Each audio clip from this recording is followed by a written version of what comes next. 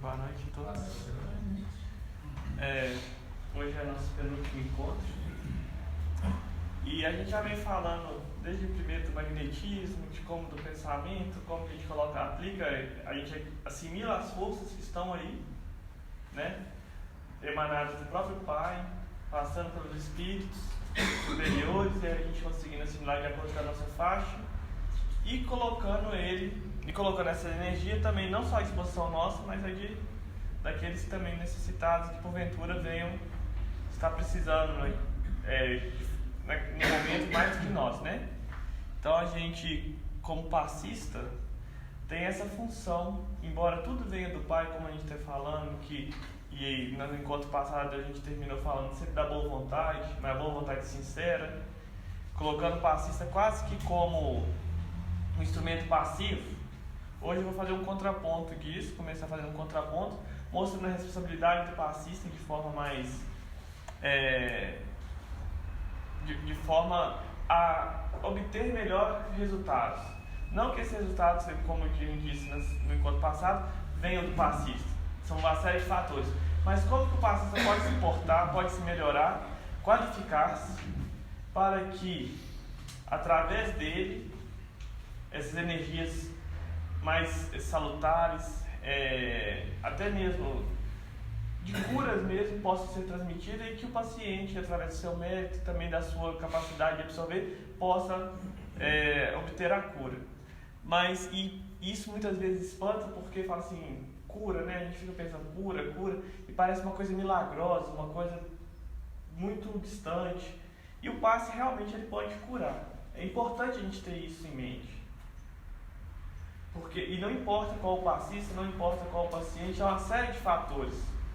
Mas cada vez mais, tanto o paciente quanto mais vai se envolvendo moralmente, aspirando a algo mais alto, tendo sentimentos mais elevados, vai se capacitando a ser curado, e o passista também, na mesma proporção, quando vai se elevando, ele se torna cada vez um instrumento mais útil para a espiritualidade nesses momentos.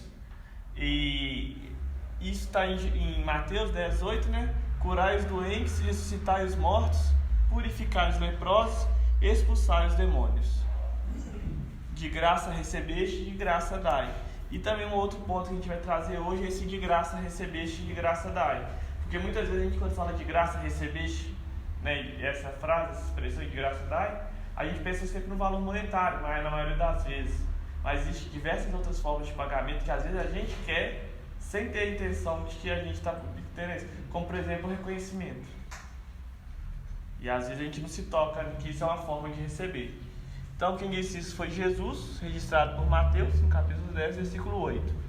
Então na aplicação do passe a gente vai falar um pouquinho da importância do passista se aprimorar. E eu tirei isso do Evangelho segundo o Espiritismo nesse primeiro momento. E lá está dizendo, sabeis que a providência não vos escolheu, porque muitas vezes também, é bom falar isso, quando a gente coloca o passista, a importância da elevação moral do paciente, do paciente em si no processo, muitas vezes dentro da doutrina espírita, até mesmo pelo conhecimento que a gente tem, a gente fala assim, cada um segundo suas obras, e joga na responsabilidade na mão do outro. Fala assim, eu vou fazer aqui o que dá a fazer e ele que se vire para... Ou então isso aqui é culpa dele, eu não posso ajudar porque isso é kármico, então eu não posso interferir. A gente começa a criar um certo de complicações. E aqui, nessa mensagem, a gente vai ver que é justamente o contrário. Então fala, sabeis que a providência não vos escolheu, não como instrumento de suplício para agravar os sofrimentos do culpado. Ou seja, não é para ficar lá flagelando, supliciando as pessoas, né? Torturando e tudo, mas como bálsamo de consolação que deve cicatrizar as chagas, que a sua justiça abrirá. Não digas, pois, quando virdes atingido um dos vossos irmãos, é a justiça de Deus, e importa que siga o seu curso. Dizei ao contrário, vejamos que meios o Pai misericordioso me pôs ao alcance para suavizar o sofrimento do meu irmão. E a gente vai ver que as técnicas de passe são meios adequados dependendo do tipo de enfermidade, de necessidade que cada um apresenta. E quando a gente simplesmente eleva esse pensamento, põe esse pensamento no sentido, vejamos que meios o Pai misericordioso me pôs para ser instrumento, a gente está se abrindo para a intuição superior. Que a gente está ali, a gente está se portando não como confiando em mim mesmo, mas estou confiando em algo que vem de fora. Então eu estou me sentindo aberto para sentir a inspiração da espiritualidade e poder executar. Então isso aqui é muito importante da gente pensar sempre o que o Pai quer de nós a cada momento. O espírita tem que pensar que a sua vida inteira deve ser um ato de amor e devotamento, e que faça ele o que fizer para se opor às decisões do Senhor, sua justiça seguirá o curso. Deus onipotente, a justiça dele, a vontade dele vai sempre prevalecer em detrimento a nós. Pode, portanto, sem receio, empregar todos os esforços para atenuar o amargor da expiação, cabendo, no entanto, somente a Deus detê-la ou prolongá-la conforme julgar conveniente. Mas Deus é Deus. A gente vai fazer o que a gente pode. E depois Deus que vai deixar seguir o curso da forma como Ele, na sua sabedoria infinita, vai julgar. Mas nós fazemos a nossa parte. Então aí ele resumindo, todos estáis na terra para espiar. Todos nós estamos espiando aqui. Mas todos, sem exceção, deveis esforçar-vos por abrandar a expiação dos vossos irmãos, a fraternidade. Não é porque eu estou espiando e tudo que eu não tenho que preocupar com o outro. E se eu podendo ajudar o outro e o outro podendo me ajudar, a gente vai ajudando um ao outro a passar por essa expiação de forma mais leve. E aí, de acordo com a lei de amor e caridade. Bernardin, Espírito Protetor, Bordeaux, 1863. Então isso aí está no Evangelho segundo o Espiritismo. Isso mostra que esse sentimento de ajuda, de fraternidade, de reciprocidade, ele é um dos motores para aumentar a eficiência do passe, o alcance do passe.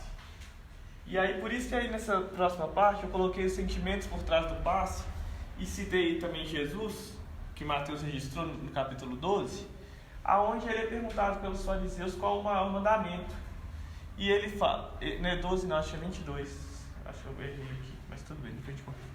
Amarás ao Senhor teu Deus de todo o teu coração, de toda a tua alma e de todo o teu espírito. Então amar a Deus, né, acima de tudo, esse é o primeiro mandamento. O segundo é semelhante a esse, então o segundo tem quase o mesmo valor que aquele, é semelhante. Amarás o teu próximo como a ti mesmo. Desses dois mandamentos dependem toda a lei e os profetas. E João, o evangelista, vai dizer na sua epístola, num dos últimos livros da Bíblia, que ele fala que aquele que fala que ama a Deus, mas não ama o seu irmão, não pode amar a Deus. Porque se a gente não consegue amar alguém que a gente vê, que a gente sente, que a gente está em contato, como é que a gente vai amar alguém que a gente não... Algo, né? Alguém não, porque Deus não é alguém. Algo que está fora dos nossos sentidos, do alcance dos nossos sentidos. Então é amando ao próximo, fazendo ao próximo, uns aos outros, é que nós amamos a Deus. Então isso é muito interessante a gente começar a pensar. Então esse é o sentimento por trás. E ainda no Evangelho segundo o Espiritismo, também peguei uma série de mensagens que estavam lá espalhadas em diversos capítulos, e mostrando que quando a gente faz ao próximo porque isso é bom para ele, simplesmente porque era o que eu queria que fizessem comigo, se fosse eu naquela situação, isso mostra o desinteresse. Porque o de graça dai, o de graça recebeis, se eu tenho um interesse que seja do menor, nem que seja querer um obrigado no final, a pessoa não falar um obrigado no final, eu já estou esperando uma retribuição. E isso é muito importante a gente pegar. Por que eu estou fazendo isso? Para que eu estou fazendo isso? Por quem eu estou trabalhando? Para quem eu estou trabalhando? Por quem? Então, se eu estou fazendo isso porque eu tenho convicção de que isso está dentro da lei de Deus, isso é um dos preceitos da lei de amor e caridade, eu não me importo se a pessoa que está à minha frente, eu não vou com a cara dela. Eu não me importo se a gente tem algum problema, se eu tive problemas no dia, se eu... Sei lá, se a gente vai falar sobre doença, mas se eu tive dificuldades para chegar, minhas dificuldades não importa. Nada. Porque eu estou fazendo nem por mim, talvez nem por ele. Estou fazendo porque sei que é o melhor. E pode ser ele, aquele paciente, ou pode ser qualquer um outro. Isso é interessante. Então, dentro do Evangelho segundo o Espiritismo, se entre os chamados para o Espiritismo muitos se transviaram, por meio de que sinais reconheceremos os que se acham no bom caminho? E como a gente está falando da boa vontade também, como é que a gente vai saber? Porque boa vontade, cada um tem sua vontade, cada um tem o que considera bom, né? Então, e eu também quis trazer isso, porque isso aqui dá um indicativo de que cada um, dentro da sua capacidade, dentro do seu plano evolutivo, é uma receita que cada um pode se voltar e meditar para saber se realmente está acompanhando, está seguindo um bom caminho. Porque às vezes o que é bom para mim não é bom para o outro. Então um vai agir de uma forma, o outro vai agir de outra. Quem está certo no final das contas, quem está errado? Sabe? Então essa é uma resposta que só a gente mesmo pode dar para a gente. Embora muitas vezes a gente fica querendo colocar o que é bom, o que é errado, de forma universal, de forma categórica, mas isso não existe. Né? Então, como que nós vamos reconhecer os que se acham no bom caminho? Reconhecê-los pelos princípios da verdadeira caridade que eles professarão e ensinarão. Reconhecê-los pelo número de aflitos que levem consolo. Reconhecê-los pelo seu amor ao próximo, pela sua abnegação e pelo seu desinteresse pessoal. Reconhecê-los, finalmente, pelo triunfo de seus princípios, porque Deus quer o triunfo de sua lei. Os que seguem a sua lei são os seus eleitos e ele lhes dará a vitória. Mas ele destruirá aqueles que falseiam o espírito dessa lei e fazem dela um degrau para satisfazer a sua vaidade e a sua ambição. E quem disse isso foi Erasto, que era anjo da guarda do médico, que trouxe essa mensagem.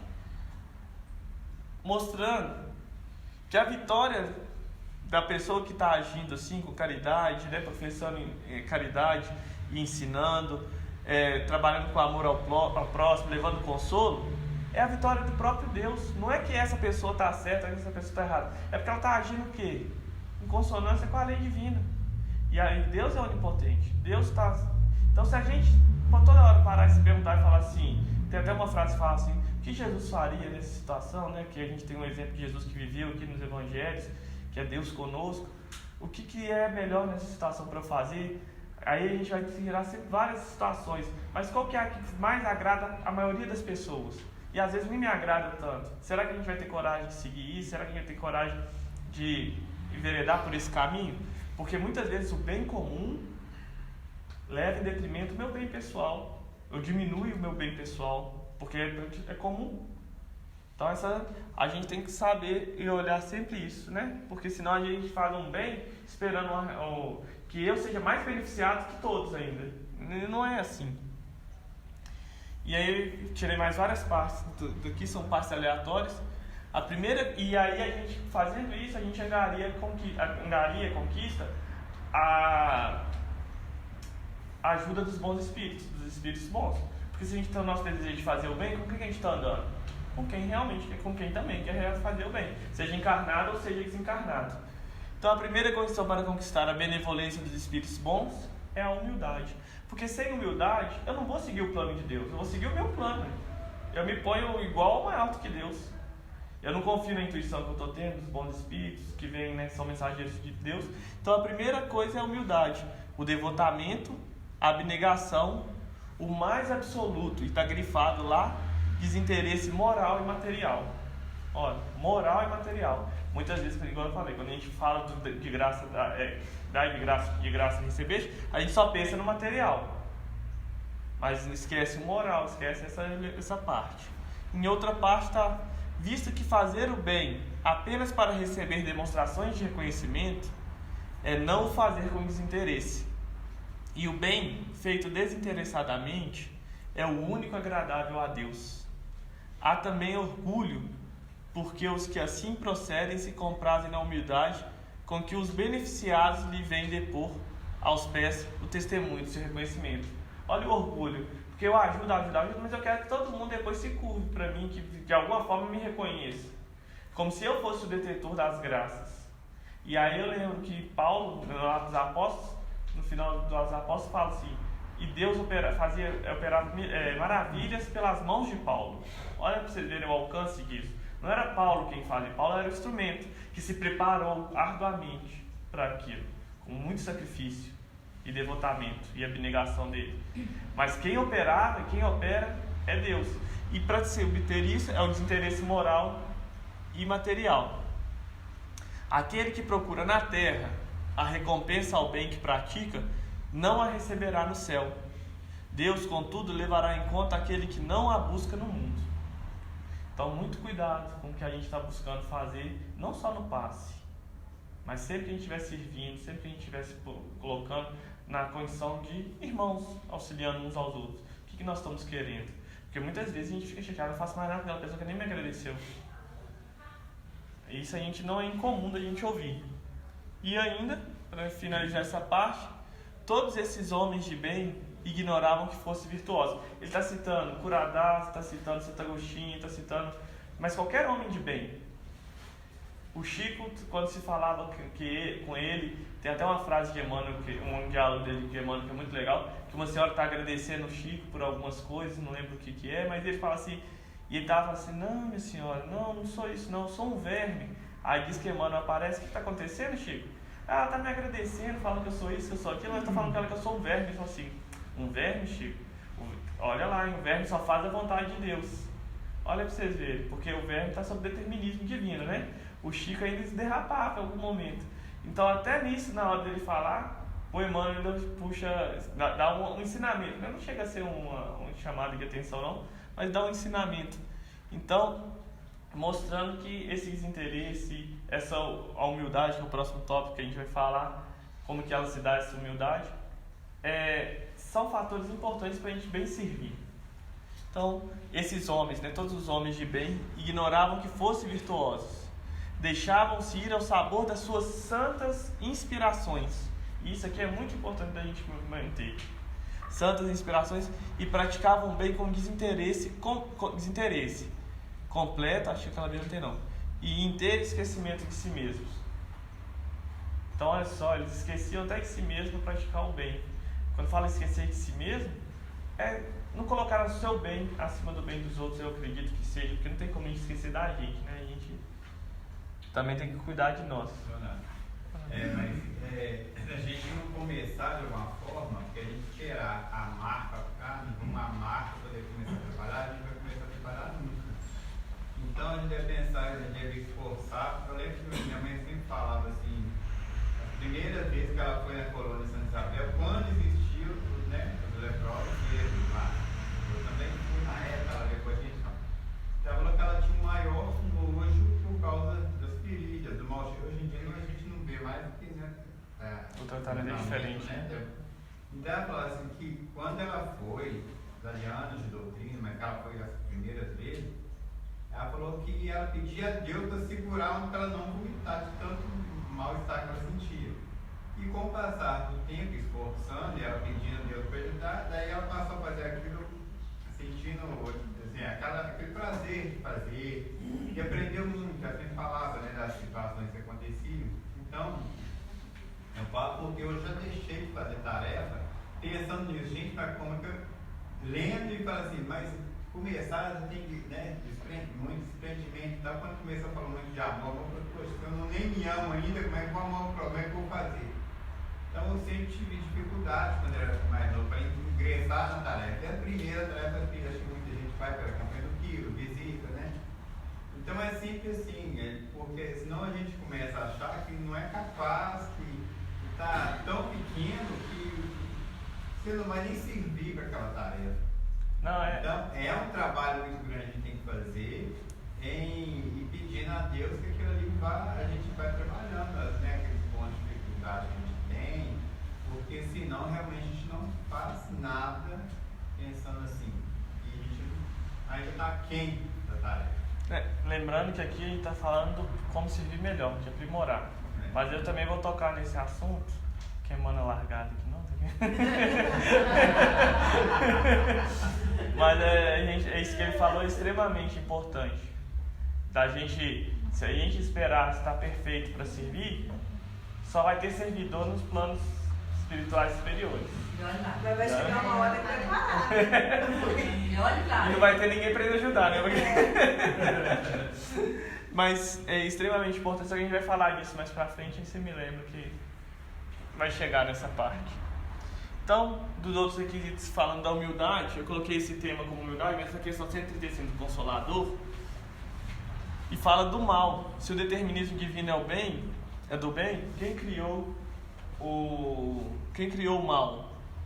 E achei muito importante ela é maior do que isso, mas eu quis trazer essa parte que é muito importante porque a gente está estudando. E olha o que Emmanuel responde. O determinismo divino se constitui de uma só lei, que é a do amor para a comunidade universal. Aí, olha só, todavia, então, né, esquece tudo que está aqui, entendeu? Confiando em si mesmo. Tem que confiar em si? Tem. Mas mais do que em Deus, o homem transforma a sua fragilidade em focos de ação contrária a essa mesma lei, que lei de amor para a comunidade universal, efetuando desse modo uma intervenção indébita na harmonia divina. Eis o mal. A gente tem que confiar em si mesmo. É óbvio que nós temos que confiar em nós. Até mesmo porque nós somos deuses, né? Nós temos a marca do Criador. Mas em quem que a gente tem que confiar primeiro, antes de tudo? Deus. E muitas vezes a gente... Não, essa ideia é meio doida, eu não vou trabalhar isso. Isso aqui é meio esquisito, eu não vou fazer. A gente não sabe o que está parando para frente, a gente não sabe o que está olhando. É preciso ter muito discernimento, ter muita confiança no Pai, seguir os caminhos. Ela fala, não vou fazer isso que talvez vai me machucar muito, né? Fala assim, às vezes quando a gente se põe a servir, até mesmo no próprio seio da nossa família, a gente tenta, aí vem alguém, sempre já pode querer usar a gente, né, para soltar tudo que tá cheio de ruim, tudo que tem de ruim. Fala assim, não vou fazer isso, sofreu. Olha tudo que Paulo passou, que Maria e Magdala passou, que todos aqueles que seguiram Cristo auxiliam nos livros. Não vou fazer isso, não. Prefiro ficar aqui no meu mundinho, ficar aqui servindo sem entrar muito. E vou fazendo o que eu dou conta. Está esquecendo do plano de Deus, está esquecendo de confiar em Deus, os caminhos que Ele está nos colocando. Porque também muitas vezes esse mal, por a gente querer ou achar que a gente pode contribuir mais do que nós podemos naquele momento, a gente fica buscando também ingressar em tarefas que a gente não dá conta. E aí a gente buscando, uma hora a gente é colocado lá. Aí a gente começa a não ter esse piso espiritual, evolutivo, para agir ali, e aí a gente sofre mesmo fazendo tarefas, digamos assim, de auxílio ao outro, né? Porque a gente não tem condição ainda, a gente não está preparado para aquilo. Então, é a gente fazer o melhor que nós podemos fazer no que nós estamos fazendo, e tudo vai seguir seu curso e a gente ir abraçando aquilo, sem almejar o lugar do outro, sem almejar estar ali, sem almejar estar na frente, daqui no futuro, em tal lugar. Vamos fazendo que Deus vai nos encaminhando, nos direcionando para aquele lugar. E se a gente confiar nesse plano, a gente vai seguir bem. Vamos estar no lugar que a gente tem que estar. Agora, se eu ficar procurando comigo, pelo meu orgulho, querer aparecer, sobressair, ser o melhor passista, ser expositor, sei lá, ser qualquer coisa que eu não estou preparado para ser, ou que ficar forçando para ser alguma coisa, isso vai me trazer mais complicações do que propriamente satisfação. E aí a gente vai estar seguindo o plano de Deus que nós tínhamos, que Ele tem para nós? Não, nós vamos estar forçando o nosso plano. Então está confiando mais em nós do que em Deus. Então essa humildade, se entregar a Deus é muito importante. A gente saber que Ele é a inteligência suprema, onipotente, e que Ele vela por nós como um pai vela pelo seu filho, sempre nos colocando no melhor lugar que nós podemos estar naquele momento, na melhor situação que nós podemos estar naquele momento. Muitas vezes para a gente parece aparentemente doloroso, difícil, mas que nada mais é do que um aprendizado para algo maior e mais importante no futuro. Porque nada é fácil, né? Se fosse. E aí, trabalhando com passista, isso aí é só fazendo um resumo do que a gente viu, e desde o encontro passado até agora, o passista não é um mero instrumento dos espíritos superiores. Para angariar o auxílio da espiritualidade superior, a boa vontade sincera, com desinteresse e humildade, faz-se necessária. Assim, o passista tem papel ativo durante o passe. É isso que eu quero focar. Não é que a gente tem que ser perfeito para servir em nada, mas a gente tem que saber que nós temos papel ativo durante o passe. Deus operava milagres pela mão do Paulo? Operava.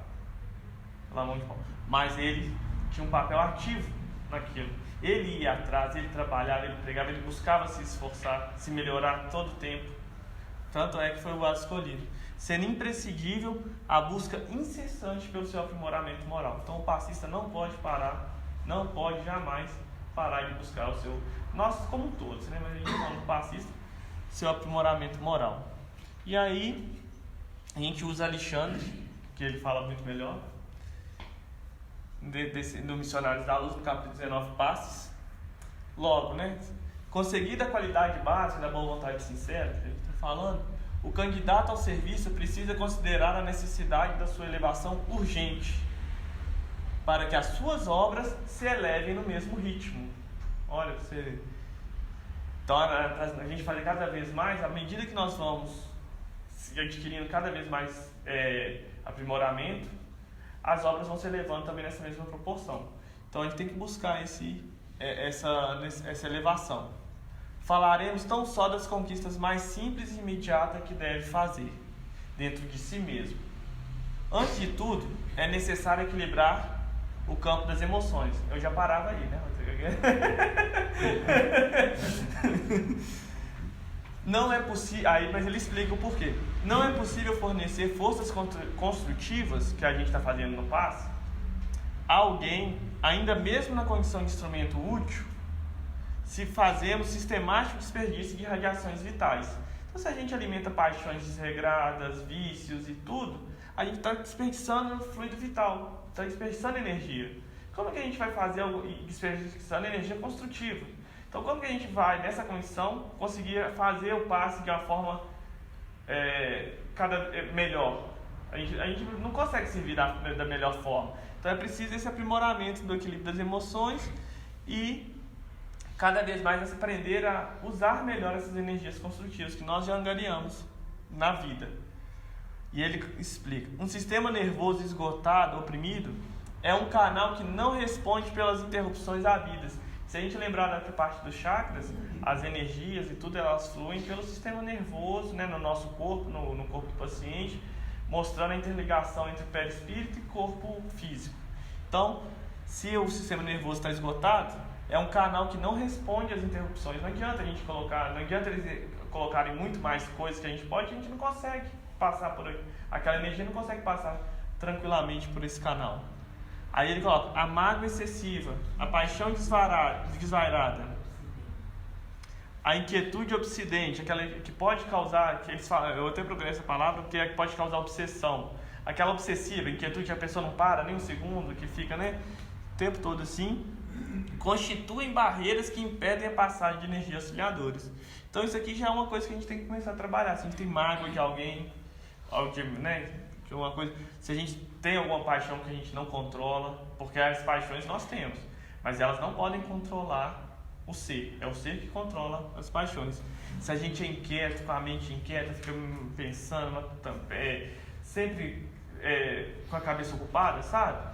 Não, vamos ver se a gente consegue, pelo menos não na hora do passe, no dia do passe, manter isso mais distante da gente. E ele continua. Por outro lado... Oi? Tá. Por outro lado, é preciso examinar, então aquilo era a necessidade psíquica, moral, emocional. Aí ele fala, por outro lado, é preciso examinar também as necessidades fisiológicas, ou seja, do nosso físico, do funcionamento do nosso físico, a par dos requisitos de ordem psíquica, que são aqueles atrás. A fiscalização dos elementos destinados aos armazéns celulares é indispensável, por parte do próprio interessado em atender as tarefas do bem. Então, nossas células, elas armazenam energia, produzem e armazenam energia, que é igual a gente viu, do fluido vital, o ectoplasma é produzido lá, e tudo a gente absorve, metaboliza aquilo, catalisa e vai produzir essas energias. Então, a fiscalização desses elementos, então o que a gente está absorvendo? É de acordo com a nossa faixa mental, né? Então isso aí a gente tem que ficar muito atento ao que a gente está absorvendo, como que essa ciência está trabalhando no nosso corpo, porque não é a mente que dirige o corpo físico, que faz ele funcionar, igual a gente tem visto anteriormente. Então isso tudo é para a gente levar em conta o que a gente está pensando. Aí ele fala, o excesso de alimentação, que não é recomendado para o passe, produz odores fétidos através dos poros, bem como da saída dos pulmões e do estômago, prejudicando as faculdades radiantes, porquanto provoca dejeções anormais e desarmonias de vulto no aparelho gastrointestinal, interessando a intimidade das células. Quando a gente alimenta muito, primeiro a gente gasta muita energia com isso, além dos odores e tudo que vocês estão falando do plano espiritual. a gente está pegando essas energias que nós temos e ao invés de a gente estar podendo ceder, nós estamos tendo que usar para metabolizar aquele alimento, aquela quantidade de alimento excessiva que nós estamos colocando dentro do nosso corpo. Então no dia do passe é bom a gente fazer um lanche leve um pouco antes do passe, né? Sem muita... com alimentos mais leves de comer, carboidrato, pão, frutas, alguma coisinha assim, só para manter, para não ficar com fome também. Não é bom o jejum, porque a gente tem que ter energia também para produzir, mas tem que ser na quantidade certa. E para a gente poder ter energia para doar, senão a gente vai ficar só gastando com o próprio alimento. E aí ele continua: o álcool e outras substâncias tóxicas operam distúrbios nos centros nervosos, afetam o sistema nervoso, claro, modificando certas funções psíquicas e anulando os melhores esforços na transmissão de elementos regeneradores e salutares. A gente debilita o nosso sistema nervoso. O álcool prejudica o sistema nervoso, sob efeito de álcool, e a longo prazo também. Isso é reconhecidamente pela ciência. Então, se a pessoa faz uso de álcool, faz uso de alguma bebida alcoólica, não é para condenar isso. Cada um sabe de si. Não vai ser ninguém que vai ficar falando que pode ou não pode. Mas se a pessoa faz, pelo menos nos dias que antecedem, que é o dia que antecede, o dia do passe, o dia que se abstém do uso, para que ele tenha pelo menos, vocês lembram do sistema nervoso como canal das energias?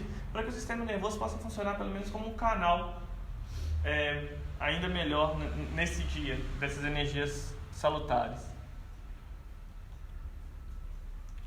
E aí, eu quis complementar esse dia do livro Passe Espírita, aproveitando que ele falou do excesso de alimento, do álcool. Eu coloquei lá nesse livro aqui, tem algumas coisas que eu não coloquei dele não, porque ele falou assim, por exemplo, pessoas de 19 a 70 anos que podem aplicar o passe. Eu falei assim, uai, que isso, hein? Tá muito restritivo isso aqui. Eu não ia poder, né? Tem menos de 18, né?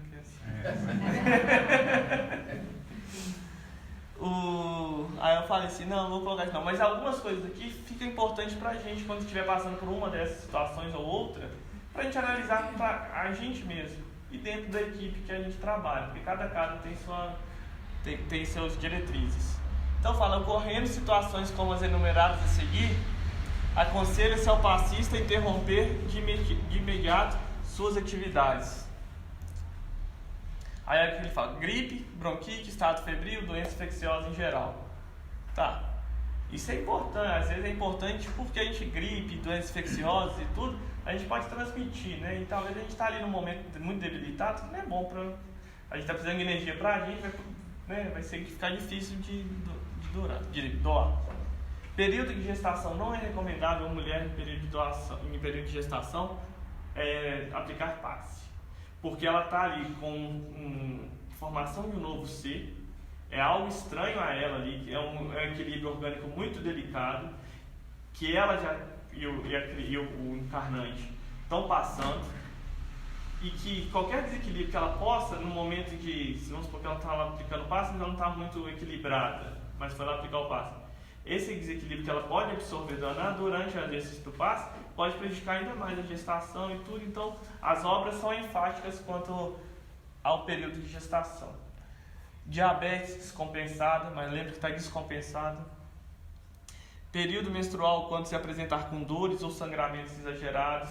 Tem mulheres que passam por isso no ciclo menstrual e que nesses momentos de dores também fica até difícil de se locomover, sair, né? Então, é uma coisa, não ficar assim, eu estou com muita dor, mas eu tenho que ir lá aplicar o passe. Não, calma.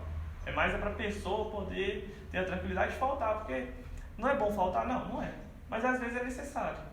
E isso não vai ser isso que vai denegrir a gente, né? Falar mal da gente. Desequilíbrio emocional, óbvio que não, né? O sistema nervoso não vai estar ocupado com outras coisas. Esgotamento nervoso, quando está com aquele cansaço mental, físico e tudo. Esgotamento ou mesmo cansaço físico acentuado, deficiências graves do aparelho circulatório, que é por onde circulam as forças. Aqui no desequilíbrio emocional, suponhamos, se a pessoa está com depressão, está em tratamento e ela mesmo assim vem e vai para o passe, ela que vai avaliar se ela tem condição de estar ali para aplicar o passe, mesmo sabendo que já está em tratamento, e ela se acha que está bem para executar isso. Eu não sei, não. Mas uma vez eu presenciei. Alguém que conhece o Dr. Roberto Lúcio, da Associação Médica Espírita? Eu presenciei um seminário dele, onde foi perguntado, porque existe um doutor em São Paulo, Sérgio Felipe, eu acho, que ele usa os pacientes que estão sob tratamentos, né, depressivos e outros mais desse tipo, que estão sob intervenção de remédios, para aplicar paz. E aí houve essa pergunta da plateia para o Dr. Roberto Lúcio. E ele falou que ele acha extremamente desaconselhável uma pessoa nessas condições de desequilíbrio emocional, mesmo que sob os cuidados médicos, tratando e tudo, aplicar passe. E eu acho que essa explicação dele vem, esse pensamento dele vem justamente porque se a pessoa lhe der uma escorregada ali, né, no sentimento, não estiver muito bem, mesmo com a medicação, fala assim, ela pode complicar o caso dela. Não é um perigo para o paciente nem nada, eu acho que o perigo é para a própria pessoa. E a pessoa tem que estar muito segura de que isso está acontecendo. E como que a gente pode falar se a pessoa tem um desequilíbrio emocional, como que ela pode estar segura emocionalmente a se afirmar o tempo todo? E às vezes na necessidade, achar que na necessidade de ajudar, de querer ajudar, no ímpeto de querer ajudar, ela pode se forçar mesmo em situações adversas a ir lá e praticar e acabar complicando o seu próprio caso. Então, essa é a resposta do Dr. Roberto, mas eu não... Hoje em dia, eu vejo uma dificuldade até nessa determinar, sabe, esse limiar aí dos processos depressivos. Por quê? Porque com a medicação, com essa... ficou até um pouco banal, né? As pessoas falam, fulano está com depressão, está usando medicação e tudo. E o uso de antidepressivos, né, ele difundiu-se muito e muitas vezes não é um processo de fato, sabe, de um depressivo, de um desequilíbrio. É um processo de uma tristeza, de uma dor, de uma dificuldade e que os clínicos, os ginecologistas, em geral, prescrevem uma medicação numa dose baixa, que não é uma dose que um psiquiatra iria passar. Então, acaba que isso cria um pouco dessa dúvida, sabe? Sim. Porque então, o que é realmente depressão, que é só um desconforto ali, exatamente. A gradação, né? Sabe, qual que é essa gradação? Então, por exemplo, tem medicação que a dosagem mínima para um processo depressivo seria 75 miligramas, aí tem uma pessoa que está passando por um momento X e que o médico passa a ela 25 miligramas.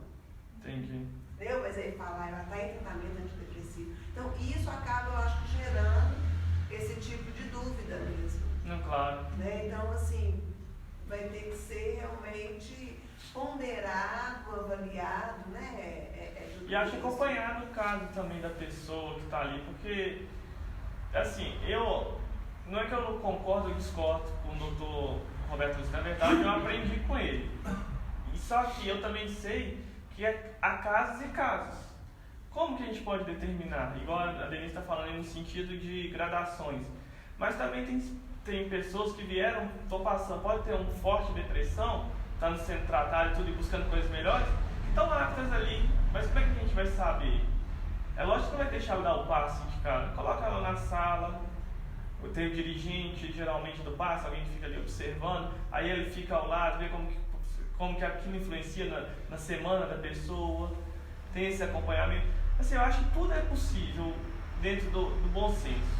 É avaliar de fato que desequilíbrio emocional é esse. Exato, e aí é cada um com suas peculiaridades, aí porque dentro do bom senso a gente vai dividir cada coisa uma. E a gente buscar sempre essa intuição que eu estou falando. Como trabalhadores da casa espírita e em cargos de dirigente, de algum cargo de coordenação, a gente está buscando isso para que a gente possa melhor agir. Porque às vezes tem gente que vai melhorar dando passe. Tem gente que não. Como é que a gente vai saber disso? Como é que a gente aqui encarnado vai ter essas certezas? Então vamos, assim, às vezes a gente tiver aquela intuição, aquela certeza, que acompanhando de perto, é lógico que requer mais acompanhamento de perto. E se a gente tem essa disponibilidade, que às vezes não tem também, tem que saber ser bom, caridoso com quem está, né, nessas posições. E se tiver essa disponibilidade, por que não acompanhar caso a caso? Ver como que cada um está fazendo. Eu acho que o Dr. Roberto Lúcio está certo, mas eu acho que o Dr. Sérgio Felipe também está certo. Cada um faz de um jeito diferente. Então, eu sou em cima do muro. Porque, na realidade, ele deve ter esse acompanhamento, porque se não é... Não, são pacientes dele. Hã? O Sérgio Felipe são pacientes dele. pacientes deles, que eu tô Exato, ele tá falando. acompanhando. Mas ele coloca todos os pacientes lá? Não, provavelmente não. Ele sabe aqueles com os quais ele pode contar para essa tarefa. Exato. E à medida Isso que é o eles... acompanhamento cotidiano que vai dar esse discernimento a ele. Exato.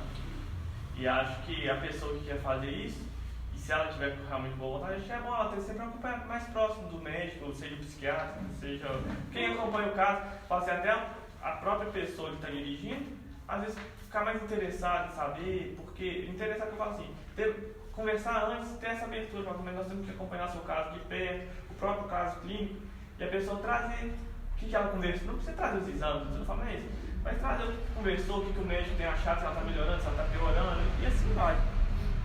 Eu ia perguntar, o que a Denise falou era uma das coisas que eu ia te perguntar, e até que ponto a medicação que se toma para esse caso, ela é considerada tóxica ou não? Olha, Eu acho que vai estar ligada nessa questão isso que eu ia falar. da dosagem dela, tá? Então, assim, só um exemplozinho, eu já acompanhei paciente que tristeza, depressão, aquela coisa tal, era uma pessoa evangélica que na igreja trabalhava com a imposição de mãos e tinha parado. O meu processo com ela foi, volte, vai, por quê? Porque ela precisava da atividade para sair daquele estado que ela estava de acomodamento. Às vezes até na própria atividade ela vai achar força para sair do estado emocional desequilibrado que a pessoa se encontra. Mas a questão do medicamento, eu vou falar com você, eu não tenho não tem como a gente precisar isso.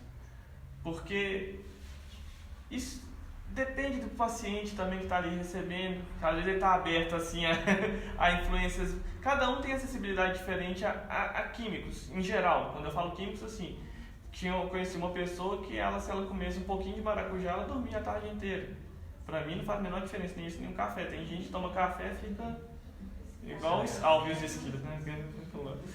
Isso também não faz diferença pra mim. E aí você vai vendo as gradações todas. Então, é difícil precisar, porque são muitas variáveis. Agora vamos pensar, né? Você está com uma pessoa que está lá com visões, que está com ideias persecutórias, que está ameaçando. Essa pessoa está em franco desequilíbrio emocional. Ele não está em tratamento, o caso dela falou que está em tratamento, né? Que a pergunta começou daí. Aí esse aí tem que realmente ser tratado e tudo, para depois ser avaliado a cada momento que for oportuno. Cada caso. E esse diabetes pesado aí? É quando a pessoa não está conseguindo controlar a sua diabetes, porque a diabetes hoje, né, o nível de sangue, ele é controlado, ele consegue, tem aqueles aparelhinhos, tem a insulina, tem diversos outros mecanismos para controlar essa diabetes, mas igual pressão alta também. Só que às vezes, eu sei pela minha avó, que ela tem a pressão alta, né, ela fica controlada com remédio por um bom tempo. Mas depois, com esse mesmo remédio, tomando desse mesmo jeito, ela descontrola. Aí tem que mudar o remédio e tudo. Às vezes na diabetes tem que mudar a dosagem, tem que mudar e tudo. Então nessas épocas que estão descompensadas, estão desregulando, que o médico próprio vai ficar em cima, nós queremos saber como é que está e tudo, mudando a medicação, não está compensado, então é um momento que eu acho que a pessoa não deva aplicar o básico nessa fase.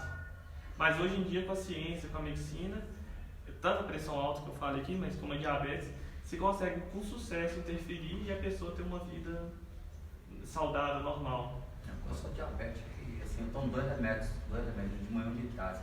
Mas a sua glicemia altera, assim, não. Fica dentro do padrão que é considerado normal. Mas se eu não tomar remédio, não faço isso, não dá problema. Não, mesmo tomando um remédio, mas se o remédio estiver fazendo efeito, não tem problema. Isso serviria para qualquer tipo de doença autoimune também? Se você, por exemplo, você faz o tratamento, você toma um remédio e está tudo normal. Se chega em algum momento que dá essa descompensada, você tem que fazer acertar a dosagem e tudo mais, serviria para qualquer tipo? Eu acredito que sim, baseado no que é o espírito que controla o corpo. Então talvez nesse momento, ou o espírito está passando por um, digamos assim, se libertando de alguma coisa, né? Não é nem desequilíbrio do espírito, mas ele está ali se desfazendo de alguma coisa que a gente conquistou no passado, né? De forma negativa, como válvula de escape, tudo, ou que o espírito está desequilibrado. Se o espírito estiver desequilibrado, não é aconselhável dar passe, naquele momento, Até porque as mesmo com o hormônios medicamento. normalmente são emocionais. Exato. E se o espírito está expelindo aquilo também, não é aconselhável dar passe, porque está colocando aquilo para fora, né? E a pessoa, às vezes, ali desprevenida, não sem muita vigilância, pode acabar sendo acometida por algum mal-estar, não pela doença autoimune, porque isso não é contagioso, né? Mas pela desarmonia de alguma forma. Então eu acho que toda vez, quem vai saber isso é cada pessoa. O desequilíbrio emocional e físico, a gente tem que saber se quando a gente estiver passando por aquilo, se é aconselhável a gente dar paz. Porque às vezes a pessoa está doente, quando ele tem uma determinada doença, não é nem que ele está doente, tem autoimune, ou pressão alta, ou seja lá qual for, mas ele está em estado equilibrado daquilo. Mesmo tomando a medicação ajuda o físico, mas ele está em equilíbrio com aquilo. Então qual é o problema de dar o passe nesse caso? Se a pessoa tem todo o controle, né, faz todo o controle, tem condição de avaliar o seu próprio equilíbrio, de ver se está apto ou não, a gente não pode ter nem muito medo, nem ser muito destemido também. A gente tem que saber que tem hora que a gente vai ter que frear um pouquinho, tem hora que a gente vai ter que puxar. Eu acho que tudo é o equilíbrio. Então, só para continuar, então esgotamento a gente falou nervoso e físico, né? Deficiências graves do aparelho circulatório, que a gente está falando pressão alta, ou então algum outro problema. Dor de cabeça ou cólicas intensas, porque mostra esse desequilíbrio momentâneo, alguma coisa assim. Mal-estar físico de qualquer origem e uso de medicações tóxicas. Aí, as medicações tóxicas, a gente tem que ver quais são essas medicações, porque realmente, por exemplo, quem tem depressão também, quem tem algum distúrbio emocional, os remédios deles têm alguns metais que vão se acumulando ao longo do organismo. E até depois disso eles começam a fazer efeitos. E tem outros que já são mais tóxicos, fazem mal para o fígado. Então a gente tem que olhar tudo isso, tudo isso tem que ser avaliado. E a gente tem que ser sincero. O fato é isso. A gente não tem obrigação de dar paz, a gente não tem obrigação de ajudar, nesse sentido, quando estamos equilibrados. E às vezes a gente ajuda mais assumindo que a gente não está em condição, mas também a gente não pode ficar assim, qualquer coisinha que eu tenho, ralei meu cotovelo, eu não vou dar paz. Não. Então é esse equilíbrio que a gente está falando. A gente tem que ter isso, né? Não, hoje me fez raiva, eu não vou. Não, aí aprende a se livrar dessa raiva. Não, mas tem. Não, a gente é assim, tem gente. A gente é assim. A gente encontra empecilho, a gente cria os empecilhos pra gente. E quando a gente realmente tem empecilho, a gente não acredita neles. Mas os que a gente cria, a gente.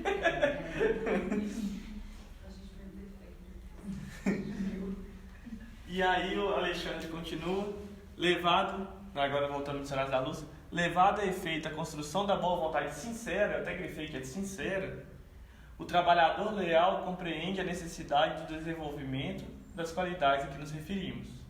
Porquanto, o contato incessante com os benfeitores desencarnados, que se valem dele na missão de amparo aos semelhantes, recebe indiretas sugestões de aperfeiçoamento que o erguem a posições mais elevadas.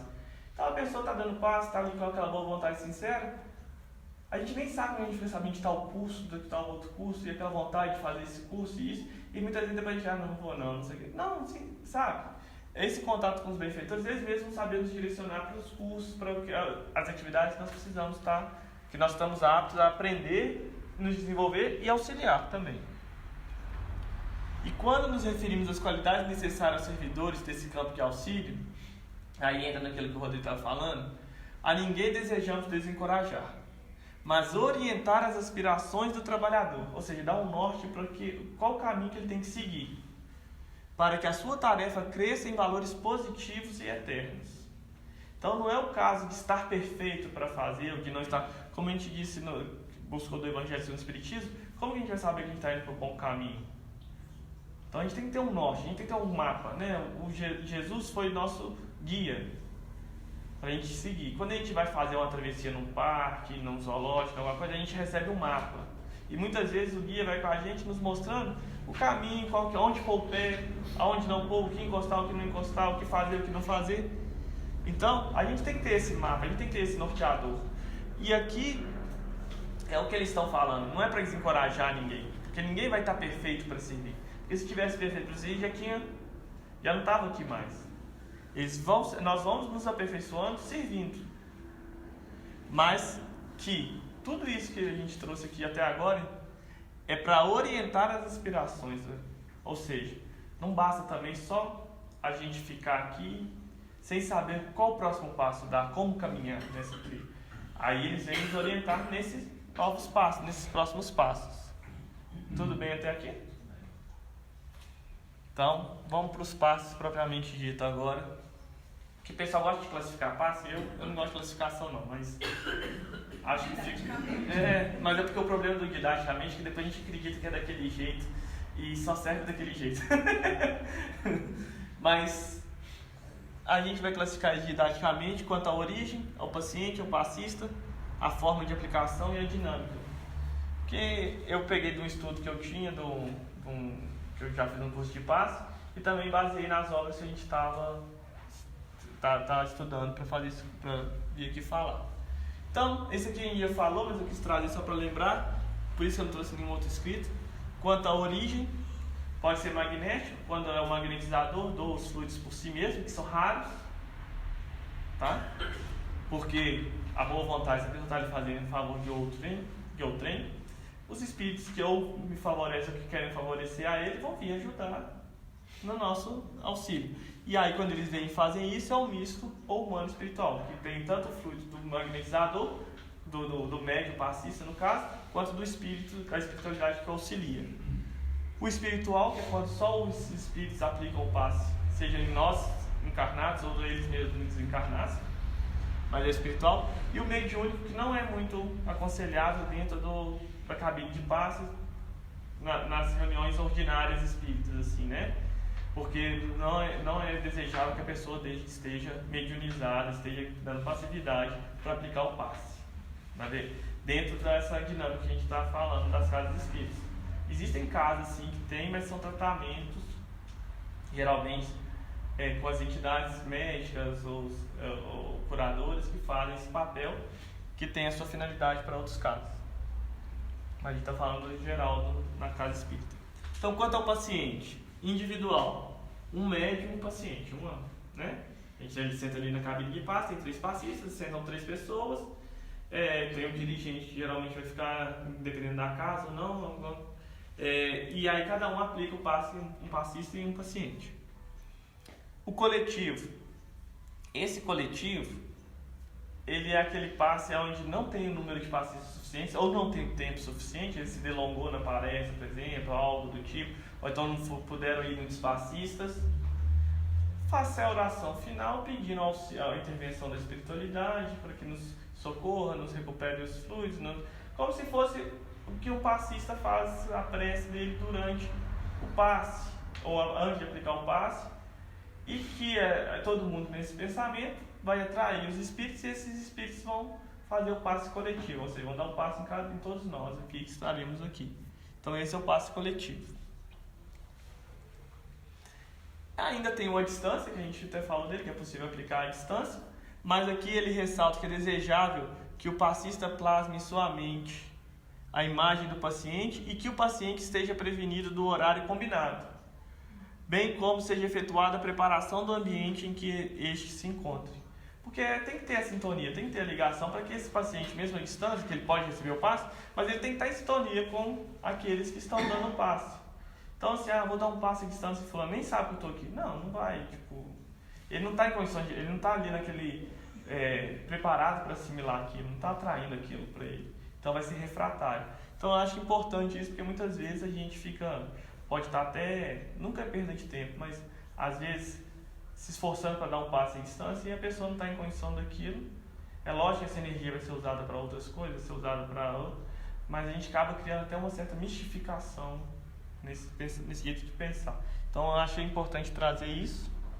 E também, quanto ao paciente, o autopasse. que é quando a gente tem algum dia. A gente tem que aplicar o passe. É nosso dia de aplicar o passe, nós estamos lá, mas a gente sentiu. Foi um dia difícil, foi um dia pesado, cheio de complicações, não estamos muito bem.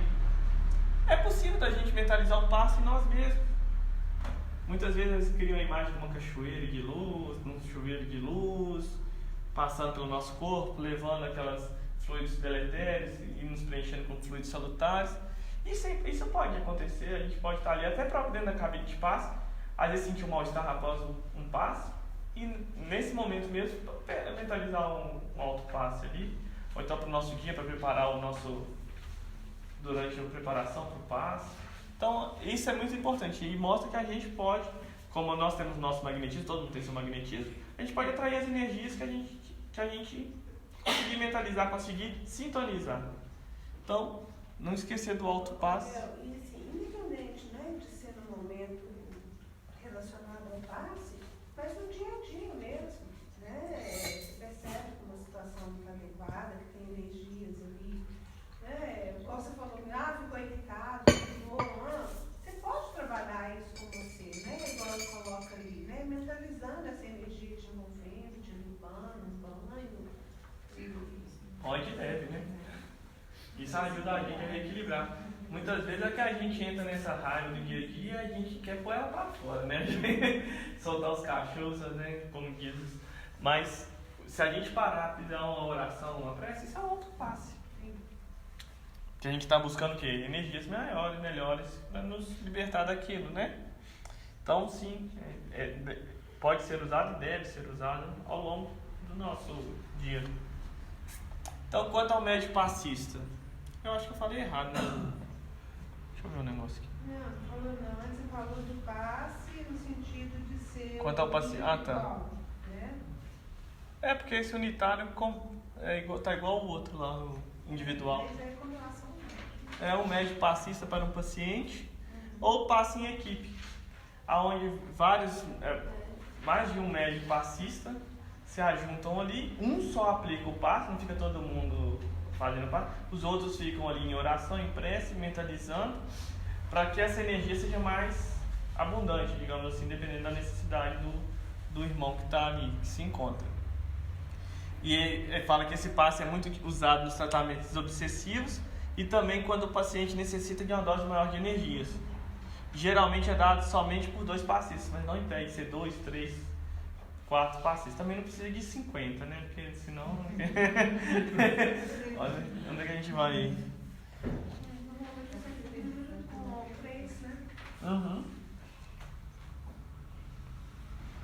Então, quanto à forma de aplicação, porque tem casos que padronizam o passe, toda casa tem seu padrão, mais ou menos, assim.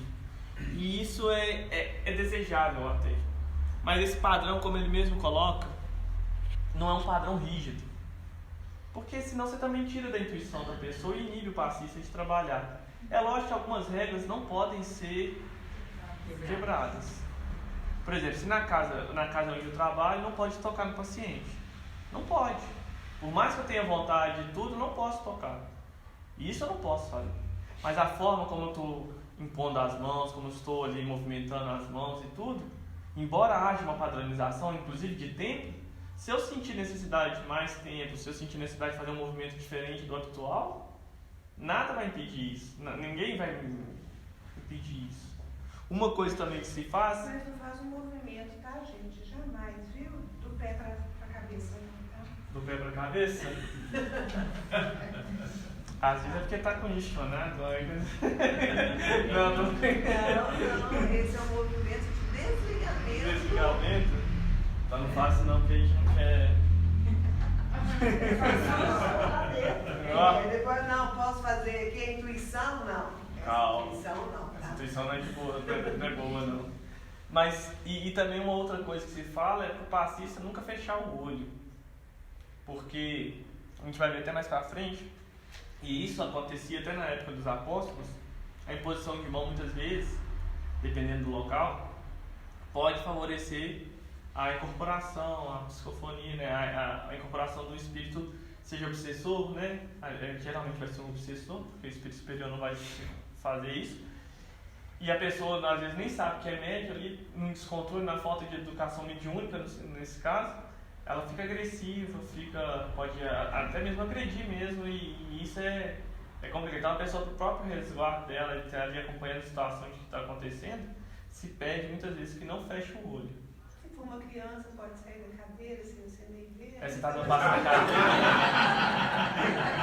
Mas aí a cadeira aproveita.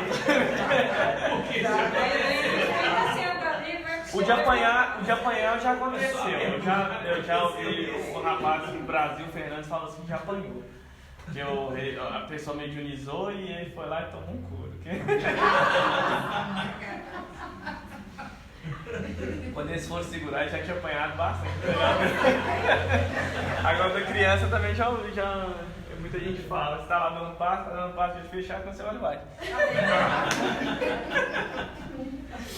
Já foi. E o contrário do padronizado é um passe livre, que não tem um padrão nenhum. E eu acho que isso, além de não ter padrão nenhum, cada caso tem do jeito que lhe convém, mas eu acho que isso pode causar um estranhamento. É porque imagina, você chega aqui, vai tomar um passe, aí hoje eu tomei com a Denise fez do jeito dele. Aí amanhã eu venho então com o seu Moisés. O seu Moisés faz um dia totalmente diferente. Daí a pouco começa a me dar insegurança em qual ir, em qual não ir e não sei o quê. Aí eu falo assim, não, é desejável um nível de padronizado que não ingesse também o passista. Então é importante a gente ter... Porque tem coisas no passe que, durante o próprio estudo do passe, muitos autores falam que não é aconselhável fazer. E tem coisas que não podem fazer. Agora tem coisas que a casa pede, a casa que a gente serve, a casa que a gente trabalha, é que pede para que a gente não faça. E essa casa que a diretriz da casa é superior a todas as outras, porque a gente está servindo ali. Não porque ela é melhor, não porque ela é maior, é porque a gente está naquela casa. Se a gente não concorda, não tem problema. Vamos achar uma casa que seja mais condizente com o que a gente acredita. Não tem problema concordar ou não concordar, ou até mesmo argumentar no momento que for propício a isso. Mas que se for prevalecer da cadeira se a gente não concordar, não tem problema. Tem uma casa, tenho certeza que sempre vai ter uma casa que vai acolher a gente do jeito que a gente pensa. Então, isso é sobre isso. Então, quanto à dinâmica, existe o passe dispersivo, como a gente viu, a pessoa pode estar com um excesso de fluidos, com os fluidos congestionados, ou com falta de fluidos. Quando a pessoa está com muitos fluidos congestionados, geralmente a gente vai estar com os dois, tá? Em determinado lugar a gente vai estar com fluidos congestionados e outros a gente vai estar com falta de fluidos, até mesmo por causa da falta dessa circulação, quando congestiona e tudo. Então o passe dispersivo ele serve para dispersar aquelas energias que estão ali concentradas. E aí, dentro desses passes dispersivos, talvez o mais comum utilizado seja o passe longitudinal, a gente passa a mão de cima para baixo, de baixo para cima, né? Eliminando aqueles fluidos que estão ali mais próximos, sempre sem a necessidade de tocar no paciente. E nele, o passista, por meio de movimentos rápidos e enérgicos, desloca a mão longitudinalmente. Então é bom a gente fazer com uma certa velocidade, mesmo nesse sentido, para dispersar o passe, senão a gente vai estar concentrando. Então, e mentalize, e sempre, desculpa, eu não escrevi aqui, esqueci de colocar, sempre mentalizando o que nós estamos fazendo, não só com o movimento, mas se eu estou imaginando o fluido dispersando, se eu estou fazendo um passe para dispersar o fluido, mentalizando aqueles fluidos saindo, a energia criadora mental nossa ajuda bastante nesse momento. O outro passe dispersivo é o passe transversal, que ali tem dois exemplos, um que não se cruza, que tem muita gente que ao invés de fazer assim, ou faz assim, depois começa a fazer assim, aí pode cruzar a mão, pode não cruzar, a gente vai ver isso acho que semana que vem, mas só para a gente ter a noção que está ali, é rápido, também dispersando os fluidos e mentalmente a gente vai pensando nisso. É um outro tipo de passe dispersivo. Aqui eu coloquei, geralmente não se aplica para passe de sopro, dentro das cabines de passe, mas existe o passe de sopro frio, que ele apresenta uma ação revitalizante dos tecidos que constituem o sistema nervoso central, então ele vai revitalizar o sistema nervoso, podendo ser aplicado com bons resultados em casos de desmaio, crise nervosa, incorporações indesejáveis, etc. deve ser aplicado diretamente sobre o paciente com o ar expelido diretamente dos pulmões. Por que é sopro frio? Se a gente soprar com a boca fechada e forte, o ar que a gente está expelindo do nosso pulmão, ele vai usar o calor para expandir. Então ele sai um ar frio, porque ele usou o calor para expandir. Se colocar a mão assim, todo mundo soprar, com a boca bem fechada, agora se soprar com a boca aberta mais dentro, é um sopro quente. Então é porque aí a gente já expandiu o ar e ele sai com temperatura próxima à temperatura do nosso corpo. Então é diretamente sobre o paciente e deve sair aos pouquinhos o ar. Quanto mais lento, mais ele vai sair mais frio. E com a boca quase que totalmente fechada, ele fala que é como se estivesse soprando para apagar uma vela. Mas cada um apaga a vela do jeito que quer, né? Então... Aí você vai dar um passe nesse, né?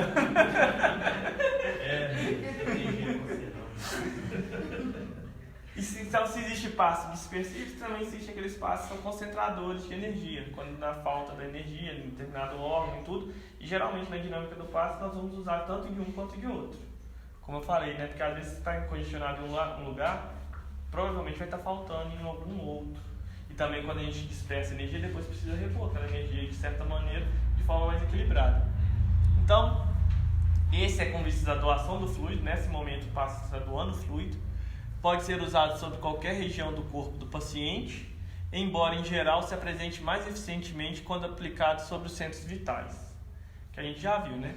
Já que esses são regiões por excelência de absorção e distribuição de fluidos no organismo. Esse passe, se aplicado sobre a cabeça, pode favorecer o trânsito mediúnico. O coronário, gente, não aplica passe no coronário, não, porque falam que é isso que causa a gente geralmente dispersa o passe e tudo ali, mas aí, até quando Paulo falava para o pessoal, eu falo Paulo porque no Atos dos Apóstolos tem muito sobre Paulo Estevam, que chega. Não, não problema. Aí eles impunham a mão falando com eles, né? E aí de repente eles começavam a falar em línguas, profetizar, e ele impunha a mão, pelo que parece, justamente no coronário. É onde liberava os canais mediúnicos das pessoas quando falava que aceitou Jesus, alguma coisa, não era aceitou Jesus, mas em espírito e verdade. Aí ele fazia isso e a pessoa começava a profetizar com os carismas, né, os dons espirituais. Então, dentro dos passos concentradores existe a imposição de mão, simplesmente imposição de mão. Esse passo talvez seja o mais simples, no sentido de fazer, né? Porque você não mexe, você concentra a hora no frontal, no laringe, dependendo de onde está, na barriga, no plexo solar e tudo. Mas às vezes ele não é muito útil, ele não tem muito alcance, não pela ineficiência dele, mas porque muitas vezes as pessoas gostam que o passista faça. Quanto mais gesto, parece que é melhor, né? Então é importante a gente também desmistificar isso, porque se é um processo de perispírito, de reposição de energia, não importa o movimento. É lógico que o movimento, no caso da dispersão e tudo, pode auxiliar, e auxilia realmente, mas é mais do que do pensamento. Por isso que sempre que a gente vai fazendo o passo, tem que estar mentalizando o que nós estamos fazendo também. Aí estou colocando, a gente não é fácil, não, agora estou colocando energia, não. Imaginar a energia fluindo por você, chegando ao paciente e tudo. Mas muitas vezes o paciente ele pode se sentir assim, não está fazendo nada, passivo, ele fala assim, aí esse passo não tem um alcance. Então muitas vezes a gente não fala nem da imposição de mãos, a gente já vai falar direto por exemplo, localizado, circular, onde uma mão geralmente fica parada, a outra vai circulando ali, vai concentrando fluidos. Esse passo é mais comum da gente ver, não que ele tenha mais eficiência do que a imposição de mãos, mas talvez ele conecte melhor o paciente ao tratamento, aos fluidos, né? Porque ele está vendo alguma coisa, é palpável aos sentidos dele. Então, enquanto uma das mãos permanece espalmada, a outra movimenta em círculos sobre a região que se queira atingir ou sobre os centros vitais. São muito ativantes, então eles também causam o trânsito mediúnico, se for no coronário principalmente, podem causar, né? quando se pretende tratar órgãos lesados, inflamações, obstruções, está ali colocando energia e mentalizando a energia fluindo, e essa energia vai entrar no corpo do paciente, restabelecendo ou melhorando aquele equilíbrio que o corpo se encontra, que o paciente se encontra, né? Porque as doenças e tudo é um desequilíbrio momentâneo que o espírito ali não consegue organizar de forma adequada a fisiologia do órgão. Então, muitas vezes ele vai lá, essa energia vai entrar pelos chakras, principalmente, sendo colocada lá, e ela vai, não sob o influxo do paciente, muitas vezes, mas sob o influxo do médico passista, restabelecer o funcionamento normal daquele órgão. E depois o paciente pode ou não manter aquilo equilibrado. Porque, às vezes, ele está ali em processo que ele não consegue restabelecer o equilíbrio. Mas depois de restabelecer o equilíbrio, ele consegue manter esse equilíbrio, que são coisas distintas. E aí a diferença é o sopro quente, que, né, enquanto o sopro frio é para dispersar, o sopro quente é para colocar energia, enchendo-se completamente os pulmões e depois soprando-se todo o ar com a boca bem aberta, que é um meio. É um passo de concentração de fluidos que apresenta forte ação cicatrizante. Isso até me surpreendeu depois, que eu só achei isso num passo espírita, mas é interessante a gente discutir sobre os tecidos da região em que é aplicado. Então ele tem a função de cicatrizar, muitas vezes, segundo o autor. É, portanto, indicado para tratamento de inflamações, torções, hematomas, cólicas e dores localizadas em geral. Eu sei que quando a gente está com alguma dor, alguma coisa assim, o calorzinho, quando a gente põe uma bolsa quente, o negócio ajuda, né? Quando está com hematoma, ajuda a dissipar aquele hematoma, depois que já cessou a hemorragia, né? Então... E aí eu trouxe, para finalizar, que eu achei importante, passe em crianças e gestantes. A criança, além de ter que amarrar ela na cadeira, né?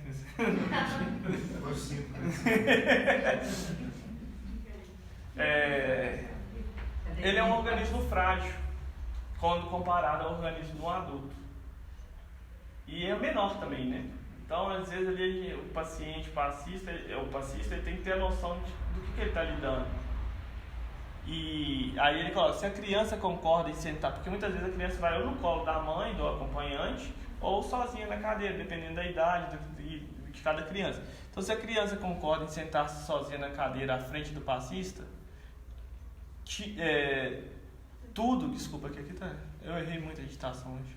Tudo se processará da forma usual, mesmo que a mãe ou o acompanhante precise ficar ao lado. A mãe ou o acompanhante vai ficar ali do lado. Se a criança quiser sentar, mas ela tiver uma segurança, né? É necessário, contudo, que o passista atente para o fato de ser um organismo infantil muito mais delicado e frágil que o do adulto, e por isso deve proceder com muito mais carinho e atenção, evitando deslocamentos muito intensos de fluidos, tanto na dispersão como na doação. Diminuir o impacto, né? Muitas vezes, porque é um organismo mais frágil. Também outra coisa, se começar a fazer muito movimento, a criança ela vai fazer tudo, menos ficar pesada. Então, é o bom senso mesmo de saber que está lidando com um ser ainda frágil, né? Se a criança demonstrar medo, é preferível não insistir e deixar ficar no colo da mãe ou do acompanhante de sua confiança. Nesses casos, o passo tem que ser aplicado visando aos dois, a criança e o acompanhante. Então você está dando passo em duas pessoas, né? Embora uma criança e um acompanhante. A dispersão será feita em ambos e só depois se fará a doação fluídica, que pode ou não estender-se ao acompanhante. Então a dispersão ele pede para que seja feita nos dois, mas que depois a concentração fluídica, a doação fluídica, que seja avaliada de acordo com a intuição e com o que o médico passista está sentindo na hora. E falando, eu tirei da gestante, mas ele fala para observar os mesmos cuidados com a criança, observar com a gestante. E ele fala justamente desse equilíbrio, ainda que do contato físico, daquela criança, do ser informação, do corpo informação, e que isso também não é só o corpo, mas o perispírito também está ligado um ao outro, né, naquele momento, estão muito próximos, e que a gente tem cuidado para que a gente não é para ter medo, não, é só para ter cuidado que não abale que não abale esse equilíbrio que a mãe e a criança estão buscando. Então, para a gente ter esse cuidado, desculpa, eu vou mandar de novo esse aí, eu vou redigir algumas partes que ficaram erradas e completar. Mas ele fala nesse sentido da gente tomar esse cuidado com a mãe. Então, na criança, não precisa ter medo de dar passe em criança ou na gestante, não. É só ter um pouquinho mais de atenção. A gente já vai ter muita atenção nos outros, né? Mas ir sabendo e olhar as peculiaridades. Cada um é cada um e a gente, às vezes, no ímpeto de ajudar, se fecha a intuição, porque acha que a gente tem que fazer isso, fazer aquilo. Só ficar mais atento a isso e buscar saber da condição de cada um. Eu acho que muitas vezes nem a mulher, no início, por exemplo, vai saber que está grávida, pode saber que está grávida e tudo. E a gente sabe que ela tem a proteção, a criança tem a proteção, e a gente buscando cada vez ficar mais atento a isso, cada vez vai ser um instrumento mais útil e vai ser usado cada vez de forma melhor na mão da espiritualidade. Olha só, no caso da criança, ela teria de ter um tempo menor, não faz?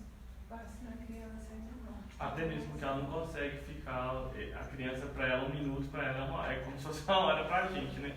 Ela ficar ali sentada, a gente tem que ser o mais rápido e assertivo, direto com a criança, para que ela não comece a dispersar e muitas vezes causa até problema dentro da cabine de passe, porque ela começa a mexer e ficar dispersa, a pessoa que está tomando passe ao lado dela fica preocupada, fica olhando, fica sem saber o que está acontecendo. Então, é mais nesse sentido também.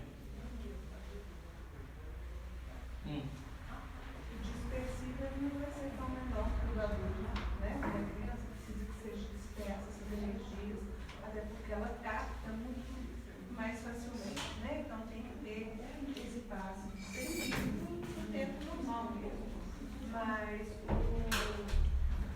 Você não pode colocar muito fluido, doar muito fluido para a criança, porque ela já tem muito.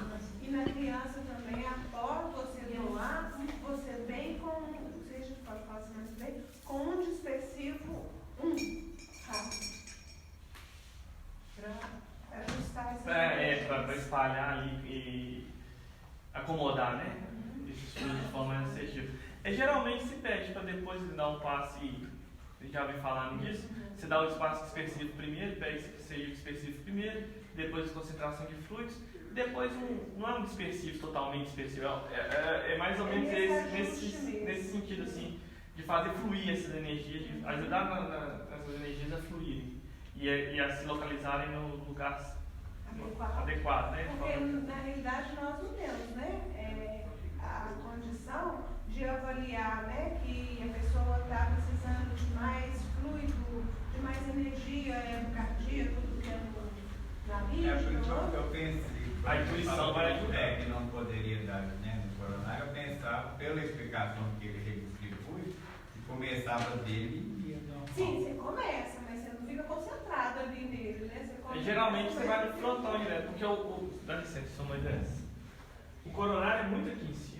Você não vê o passista fazendo aqui em cima. Você coloca mais aqui na frente, aqui no frontal. Até mesmo pela própria dinâmica. Não, mas aí você tudo. mentaliza. Não, mas é porque o contato ali está mais próximo e se aquele vértice forte está ali, né, que é o chakra, ele vai estar entrando mais por ali. Mas, e esse passe no coronário é muito usado muitas vezes em reunião mediúnica, onde o médico está com dificuldade de dar passividade e tudo, ou era usado antigamente, essa explicação, e o dirigente ou o passista ali habilitado na reunião ia lá e começava o passe na região do coronário e a pessoa aí ajustava ali o médico, o espírito comunicante ao médico e a passividade fluía. Mas geralmente a gente começa pelo frontal, a gente dá a impressão de estar pelo. Isso é o que eu já vou falar e que eu vejo. A gente dá a impressão de estar no coronário, mas o coronário é quase aqui atrás, aqui assim, porque ele é bem no alto da cabeça mesmo. Não precisa nem então mentalizar, tá? Vai direto no frontal. Onde a mão vai, mas eu sou pequeno, aí sou mais alto.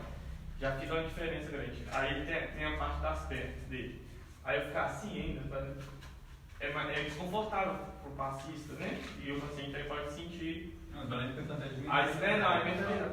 Mas só que o coronário é importante no dispersivo, por causa disso, porque as energias fluem por ele. Então, você mentalizando, pegando dele até embaixo, sim, até seja qual que a gente for usar, né, o genético, o sacral, ou o de base que a gente trouxe, daquelas duas filosofias, pensando até o último chakra, para tirar aquelas energias. Que aí você, fazendo esse movimento, né, mentalizando isso, os fluidos mais desses vão saindo naturalmente, vão sendo eliminados naturalmente. Não é pelo chakra basal, mas é tirando tudo aquilo ali. E se a gente lembrar, que eu trouxe do mecanismo da mediunidade, quando fala do irmão Conrado e tudo, ele dá um passo dispersivo, o espírito desencarnado, né, o Conrado, aparentemente concentrando o fluido, só que ele está atraindo todas aquelas formas deletérias para próximo. Aí quando ela começa a chegar próximo, ele vai rodando a mão, circulando a mão, que vai atraindo, circulando a mão e tira aquilo. Então, tipo assim, a gente não tem que preocupar, a gente tem que seguir a nossa intuição e manter. Tem que ter, assim, obrigatoriamente tem que ter sido para depois ou não na terra. Eu acho que obrigatoriamente é muito forte, assim, eu só acho que é muito forte, porque... Mas precisa. Porque... Não, mas é porque, assim, e se a pessoa ali começar pelo... Porque, vamos supor, a energia que está aí. Eu tô falando que tem que fazer... Eu tô deixando aberto para a intuição. Porque se eu falar que é isso, já condiciona.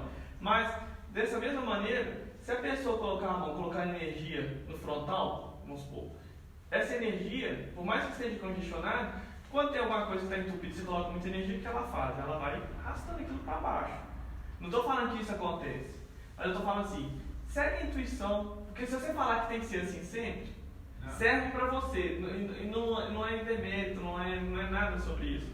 Mas às vezes a gente limita a agir de outra forma, porque a gente acredita que só pode ser de um jeito.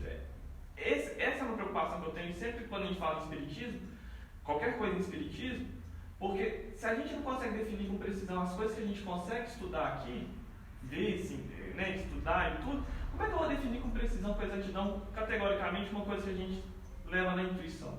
Não, porque como seria uma questão de técnica, de procedimento, normalmente, como está padronizado, normalmente, para quem está começando, você vai seguir. O que te falar, você vai seguir. Não, dentro da casa. Mas até você, estou falando no iniciante, no meu caso, vou começar, que eu nunca dei base. Então, até você chegar a ter essa sensibilidade, você pode ter intuição? Pode, né? Todos vão ter. Vai ter, se lembra de entrar em contato direto. Um vai ter mais facilidade, não, o outro vai ter, né, mais aflorado ou não, isso é independente.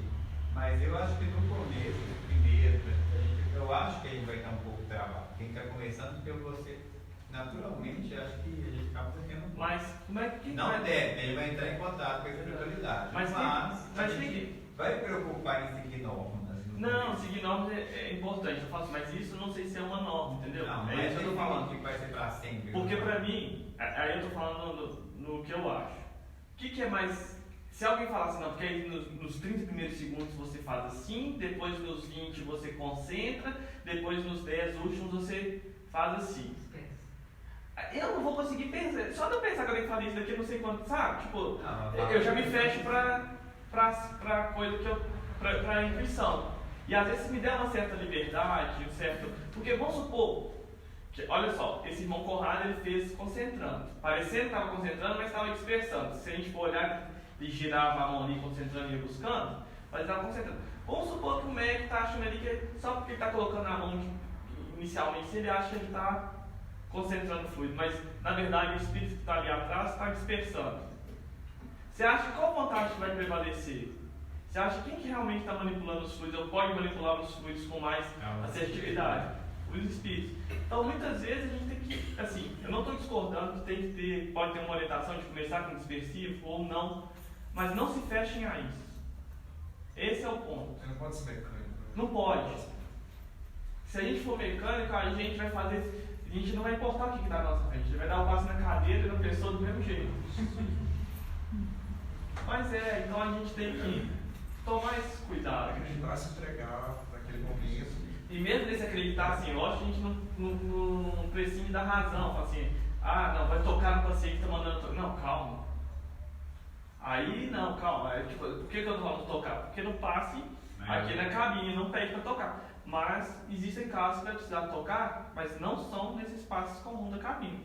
Quando tem tratamento, uma coisa mais direcionada, aí eu acho sim. que tira totalmente o foco do que você tá Não, fala assim. Eu tomei paciente mais tempo atrás, que eu estava concentrando, fazendo a oração para a gente poder ficar receptivo, quando tocou de mim, pronto, acabou. Aí, na hora eu desconcentrei. E aí nas casas mesmo que tem esse passe, tem toque, que eu já vi algumas, fala assim, quem não quer ser tocado avisa, quem não gosta de ser tocado avisa e tudo. Não, geralmente hoje. Acho que é muito individual. E também não são, geralmente hoje quando tem toque, tudo não são passes, né? São mais tratamentos espirituais que as pessoas fazem, tudo. Em algumas casas, principalmente onde há o passe mediunizado, nas casas de Umbanda hoje ainda são muito assim,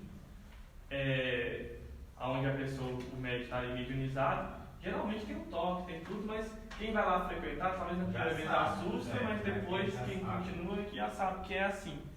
E o que eu queria dizer e terminar, porque semana que vem acho que a Denise vai falar sobre. Nós vamos fazer a prática, né? Mas você vai falar sobre a diretriz, sobre o regimento do passe na casa. Então, eu queria trazer essa passagem da multiplicação dos pães, que em Mateus tem duas, é a primeira, né, das duas se assimilam, que é uma parte que, como é multiplicação, isso reflete muito o que a gente está fazendo no passe aqui. Então vou ler primeiro para a gente só ter uma noção. Jesus, ouvindo isso, que eles estavam falando nesse caso da morte de João Batista, estava sendo informado, partiu dali de barco para um lugar deserto, afastado.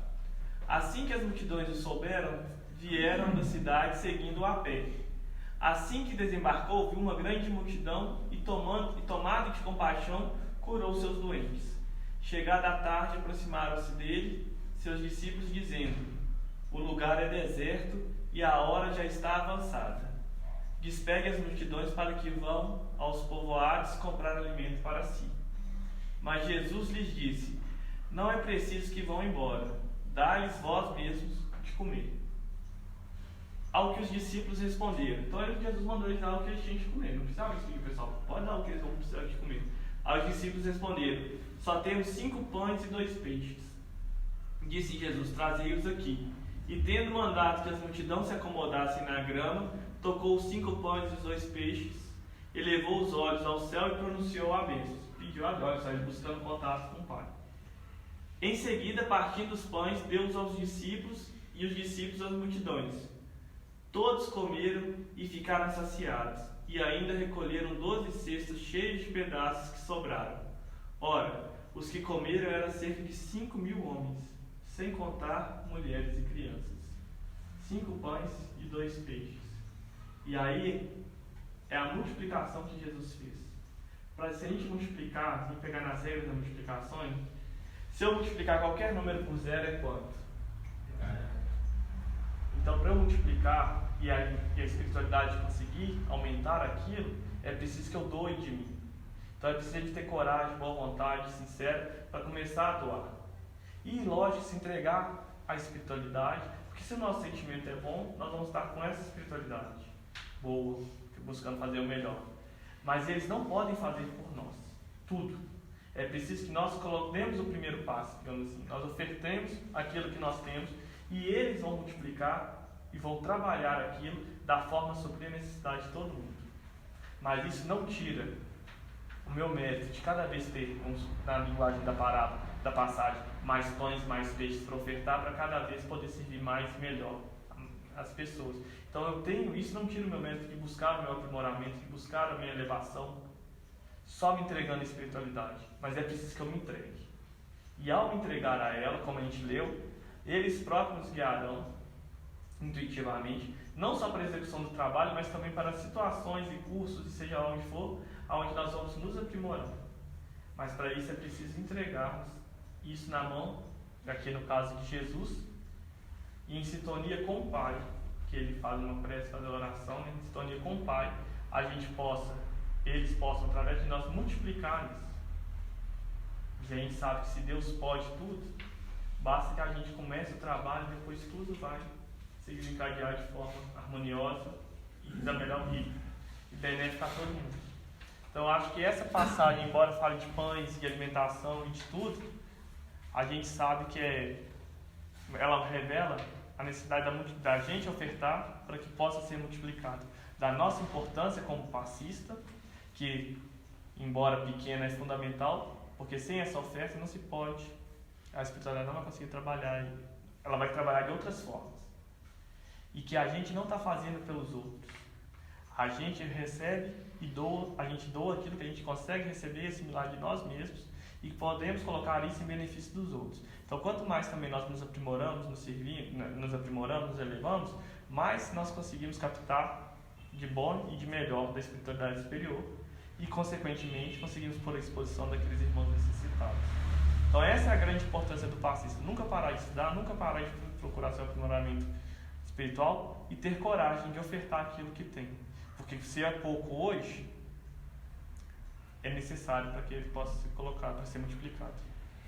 Então, gente, muito obrigado. Semana que vem nós encerramos. Boa noite a todos.